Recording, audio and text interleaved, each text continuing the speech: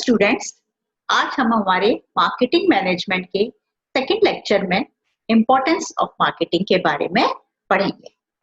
आधुनिक युग में प्रभावकारी मार्केटिंग का महत्व बहुत बढ़ गया है।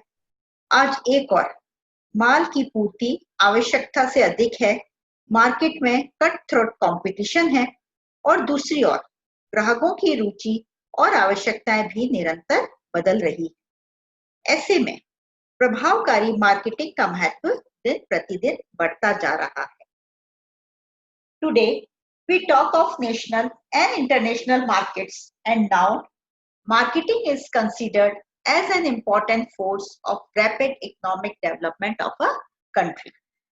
In this connection, it has been rightly remarked that nothing happens in our economy until somebody sells something.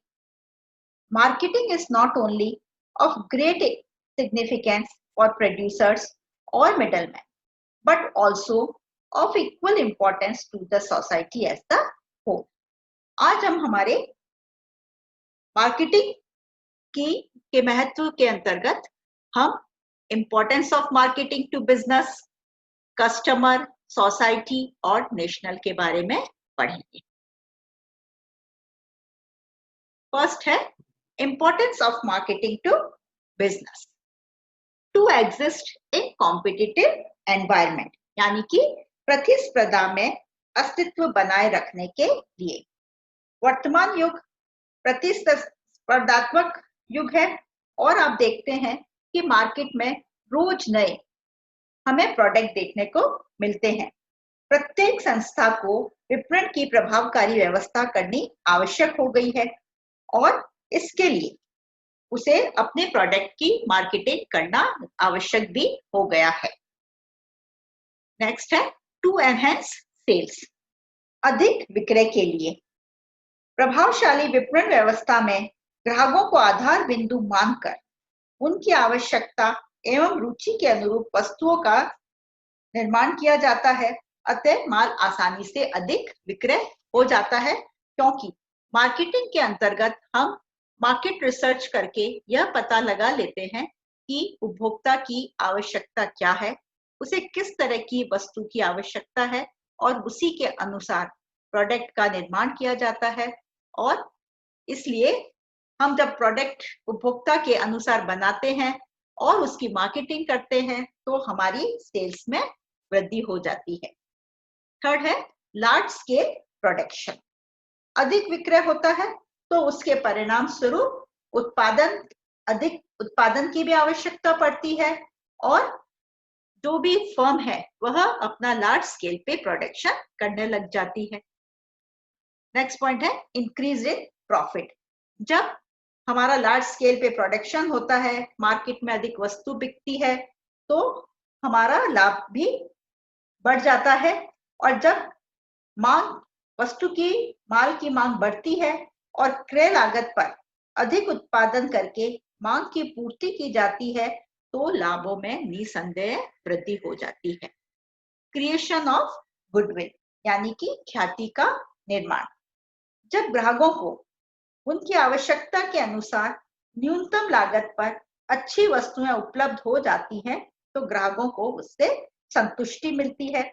इससे बाजार में संतुष्ट ग्राहकों की संख्या में वृद्धि होती है और जो भी ऑर्गेनाइजेशन है उसकी गुडविल में वृद्धि होती है।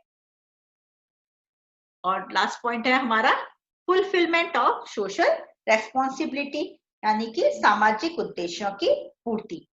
प्रभावकारी मार्केटिंग से जो भी व्यवसायी है वह अपने सामाजिक उद्देश्यों की पूर्ति भी कर पाता है, क्योंकि प्रभावकारी विपणन व्यवस्था में ग्राहकों की संतुष्टि को आधार माना जाता है।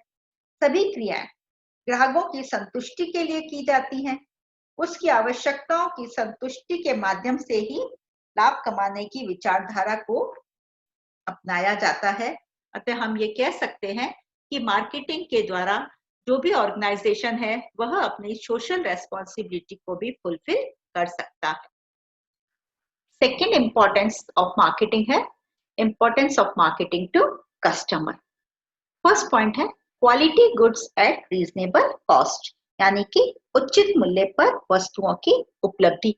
मार्केट में जब प्रोडक्ट के बारे में मार्केटिंग के द्वारा एक ग्राहक को उसकी जानकारी प्राप्त हो जाती है, तो ऐसी स्थिति में वह उचित मूल्य पर वस्तु मार्केट से प्राप्त कर सकता है और प्रतिस्पर्धात्मक परिस्थितियां व्यवसाय को प्रतिस्पर्धी मूल्यों पर माल उपलब्ध कराने के लिए मजबूर कर देती है। Second point is enhance knowledge, यानी कि ज्ञान में वृद्धि। विपणन की विभिन्न क्रियाओं में ग्राहकों के ज्ञान में वृद्धि होती है।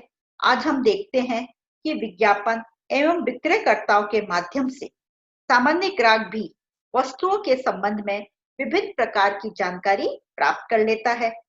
वह तकनीकी वस्तुओं के उपयोग को भी उनकी सहायता से भली प्रकार से समझ लेता है। हम देखते हैं कि विभिन्न तरह के एडवर्टाइजमेंट्स के माध्यम से किस वस्तु का किस तरह से उपयोग किया जाता है उसके बारे में ग्राहकों को बताया जाता है और उससे उन्हें विभिन्न तरह की वस्तुओं के बारे में नॉलेज प्राप्त हो जाता है।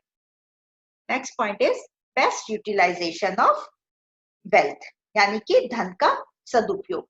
जब मार्केट में एक उपभोक्ता को कंपटीशन की वजह से कई तरह की वस्तुएं मिलती है, तब वह उनके रंग, रूप, गुण, मूल्य आदि का भी तुलनात्मक अध्ययन करके अपनी आवश्यकता तथा रुचि के अनुसार वस्तुओं के क्रय का निर्णय लेता है। वह विज्ञापन में दी गई सूचनाओं के आधार पर घर बैठे आसानी से कंपैरेटिवली उनका एनालिसिस कर लेता है और यह देख लेता है कि उसे उसके लिए कौन सी वस्तु है वह उपयुक्त है, जिससे कि वह अपने धन का सदुपयोग कर सकता है। Increase in standard of living, यानी कि जीवन स्तर में वृद्धि। प्रभावकारी मार्केटिंग से लोगों को अनेक उपयोगी व आरामदायक वस्तुएं उपलब्ध हो जाती हैं, जिससे कि लोगों के जीवन स्तर में वृद्धि हो जाती है। मार्केट इंफॉर्मेशन, यानी कि बाजार संबंधी सूचनाओं की जानकारी। प्रभावकारी मार्केटिंग के द्वारा मार्केट में कौन सी नई वस्तु आ रही है, उस या किसी वस्तु कोई प्रोडक्ट है उसकी में क्या टेक्नोलॉजिकल चेंजेस आ रहे हैं, वह सारे एडवर्टाइजमेंट के माध्यम से एक ग्राहक को पता चल जाता है और वह जो भी चेंजेस आ रहे हैं मार्केट में उसके बारे में इन्फॉर्म्ड रहता है और बाजार में उपलब्ध वस्तुओं, नवीन उत्पादित वस्तुओं तथा वैकल्पिक वस्तुओं के संबंध में उसे विज्ञापन से, सेल्समैन से या प्रमोशनल मेथड से जानकारी मिलती रहती है। Next point is after sales services, यानी कि विक्रय उपरांत सेवा। वर्तमान समय में विपणन प्रक्रिया उत्पादन से पूर्व प्रारंभ होती है और विक्रय के बाद भी जारी रहती है, जिसे कि हम आफ्टर सेल्स सर्विस कहते हैं। ग्राहक वस्तुएं, विशेषकर जो ऐसी वस्तुएं होती हैं जो कि टिकाऊ होती हैं और जिसकी तकनीकी जो हम वस्तुएं खरीदते हैं उसके उपयोग में अनेक प्रकार की कठिनाइयां अनुभव करता है, तो या फिर उसमें कोई तकनीकी दोष आ जाता है, तो वह चाहता है कि उसे आफ्टर सेल्स सर्विस मिले और मार्केटिंग के द्वारा उसे इस प्रकार की सुविधाएं उपलब्ध हो जाती हैं। Importance of marketing to society, यानी कि समाज के लिए मार्केटिंग का क्या महत्व है। Increase in employment. आज हम देखते हैं कि बहुत बड़ी संख्या में लोग wholesale, retail, advertising, personal salesmanship, market research आदि कार्यों में लगे हुए हैं। इस सब से जो समाज है उसमें रोजगार की उपलब्धि होती है।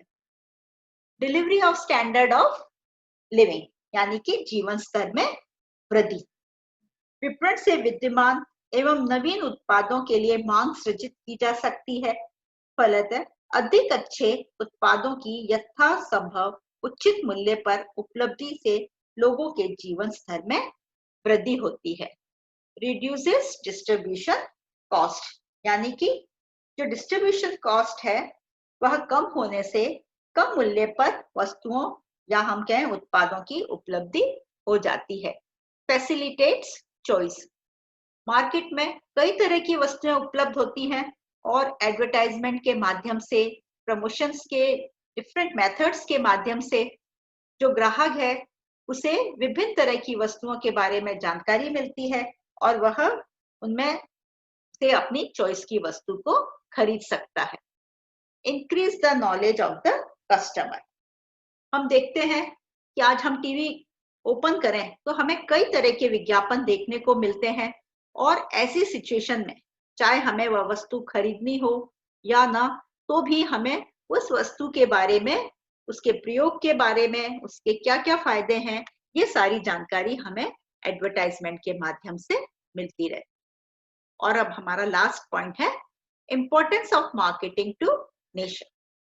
Best utilisation of national resources, यानी कि देश के साधनों का सदुपयोग। मार्केटिंग का काम एक ग्राहक की आवश्यकता पता लगाकर प्रारंभ होता है तथा ग्राहक की संतुष्टि से ही वह समाप्त होता है। ऐसी स्थिति में व्यवसायी उन्हीं एवं उसी प्रकार की वस्तुओं का उत्पादन करते हैं जिनकी ग्राहकों को आवश्यकताएं होती हैं। इससे वस्तुएं व्यर्थ नहीं होती है और देश के साधनों का सदुपयोग होता है। जब देश के साधनों का सदुपयोग होता है तो ऐसी स्थिति में माल के उत्पादन, विक्रय तथा आय सभी में वृद्धि होती है। अतः सरकार की प्रत्यक्ष या अप्रत्यक्ष आय से वृद्धि होती है और जो है हम कहें by this source there is a increase in GDP, increase in government revenue. राष्ट्रीय उत्पादन में भी वृद्धि होती है और माल की मांग बढ़ने के परिणाम स्वरूप जो है राष्ट्रीय उत्पादन में भी वृद्धि होती है। Reduce in poverty and unemployment.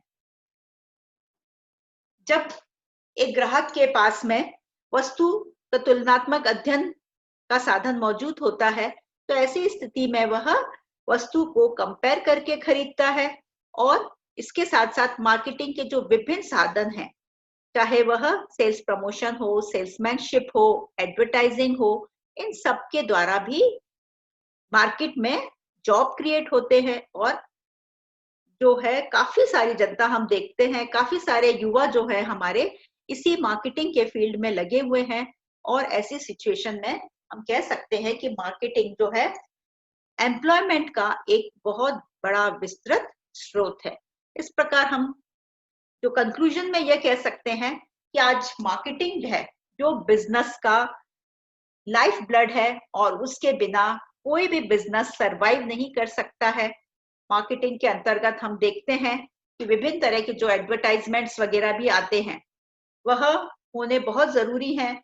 Otherwise ये रहेगा कि कोई भी प्रोडक्ट मार्केट में नहीं चल पाएगा बिना मार्केटिंग के, क्योंकि कहते हैं out of sight out of mind.